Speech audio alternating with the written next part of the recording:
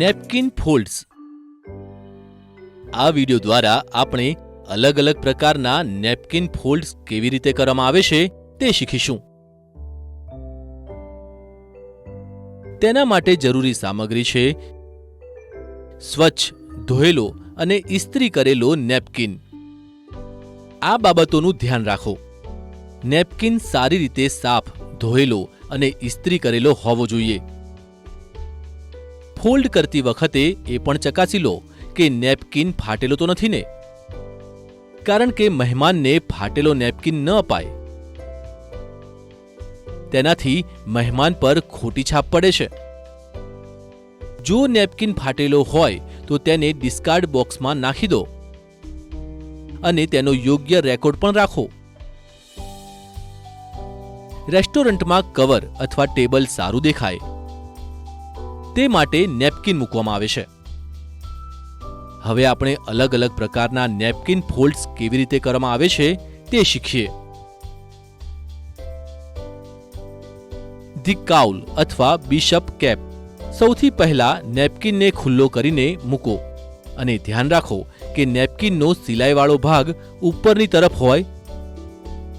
દરેક નેપકિનના ફોલ્ડમાં આમ જ કરો। નેપકિનને ઉપરની બાજુએથી અડધો વાળી દો।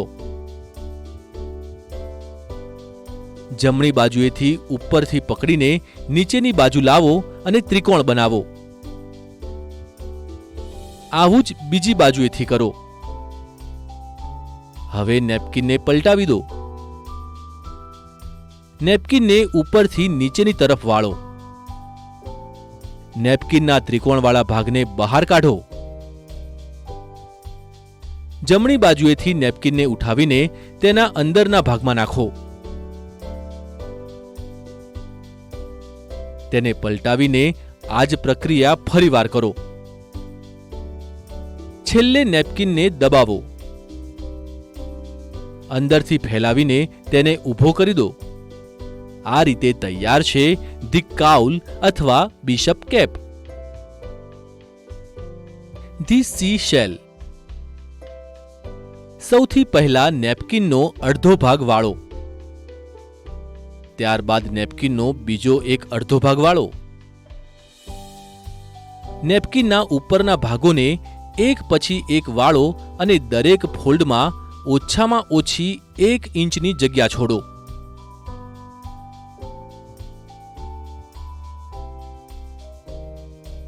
ત્યારબાદ નેપકિનને પલટાવીને વાળો।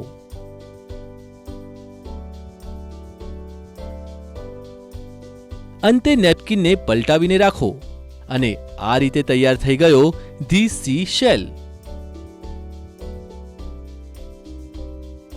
The napkin ring. સૌ પ્રથમ નેપકિનને એક છેડેથી 1/3 ફોલ્ડ કરો। ત્યારબાદ બીજી બાજુએથી પણ આ રીતે ફોલ્ડ કરો। નેપકિનની નીચેની બાજુએથી આ રીતે અડધા સુધી ગોળ વાળો।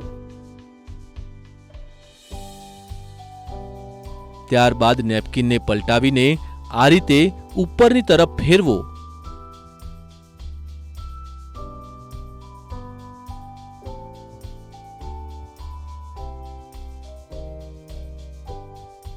અને કવરમાં સીધો મૂકી દો।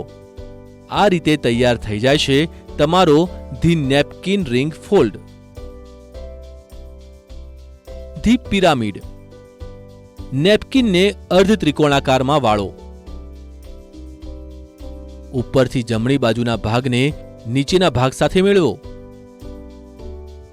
એ જ રીતે ડાબી બાજુએથી પણ કરો। નેપકિનને નીચેની તરફથી ઉપરની તરફ વાળો। બંને બાજુએથી પકડીને તેને ઊભો કરી દો અને આ રીતે તૈયાર થઈ ગયો the pyramid. The envelope fold. સૌથી પહેલા નેપકિનની ડાબી બાજુએથી અંદરની તરફ અડધો વાળો। ત્યારબાદ આ જ પ્રક્રિયા જમણી બાજુએથી કરો અને બંને ભાગને મેળવી લો। ઉપરની તરફથી જમણી બાજુના ભાગને ત્રિકોણાકારમાં વાળો। ત્યારબાદ આ પ્રક્રિયા ડાબી બાજુના ભાગ સાથે કરો. નીચેની તરફથી નેપકિનને 2 વાર એક સરખા ભાગમાં ઉપરની તરફ વાળો. છેલ્લે ત્રિકોણ ભાગને નીચેની તરફ વાળો. આ રીતે તૈયાર થઈ જાય છે ધી એન્વેલપ ફોલ્ડ. ટક્સીડો ફોલ્ડ. સૌથી પહેલા નેપકિનને અડધા ભાગમાં વાળો. તેને ફરીથી અડધા ભાગમાં વાળો. નેપકિનની નીચેથી દરેક ભાગને ઉપરની તરફ એવી રીતે વાળો કે જેથી તે એકની ઉપર એક દેખાય.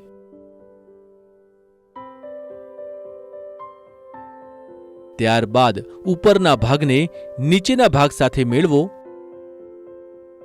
અને છેલ્લે નેપકિનને સીધો મૂકી દો. હવે તૈયાર થઈ ગયો ટક્સીડો ફોલ્ડ. The candle fold. સૌથી પહેલા નેપકિનના નીચેના ખૂણાને ઉપરના ખૂણા સાથે મેળવો અને ત્રિકોણાકાર બનાવો. નેપકિનને 1 ઇંચના ફોલ્ડમાં છેક ઉપર સુધી વાળો.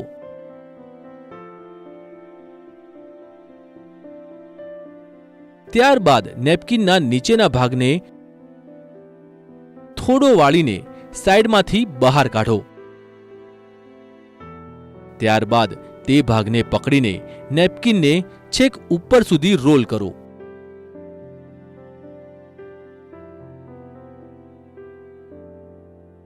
છેલ્લા ભાગને રોલની નીચે દબાવી દો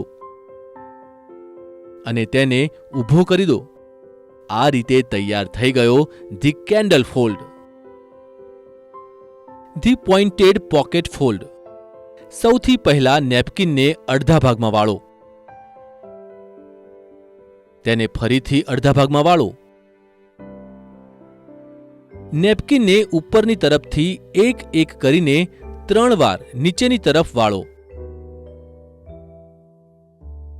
યાદ રાખો, છેલ્લા ભાગને વાળવાનો નથી. ત્યારબાદ નેપકિનને પલટાવી દો. નેપકિનને બંને તરફથી આવી રીતે વાળો કે જેથી તે ત્રિકોણાકાર બની જાય. છેલ્લે નેપકિનને સીધો મૂકો. યાદ રાખો કે વધેલો ભાગ ઉપરની તરફ હોવો જોઈએ. તો આ રીતે તૈયાર થઈ જાય છે the pointed pocket fold. Rollers. સૌથી પહેલા નેપકિનને નીચેની તરફથી 1/3 વાળો. ત્યારબાદ નેપકિનને ઉપરની તરફથી આખો નીચેની તરફ વાળો. નેપકિનને વચ્ચેથી ત્રિકોણાકારમાં નીચેની તરફ વાળો. આ જ પ્રક્રિયા ડાબી બાજુએથી કરો. ત્યારબાદ નેપકિનને પલટાવી દો. ત્રિકોણાકારના બહાર નીકળેલા ભાગને પોતાની તરફ રોલ કરીને ત્રિકોણની સાથે મેળવી દો.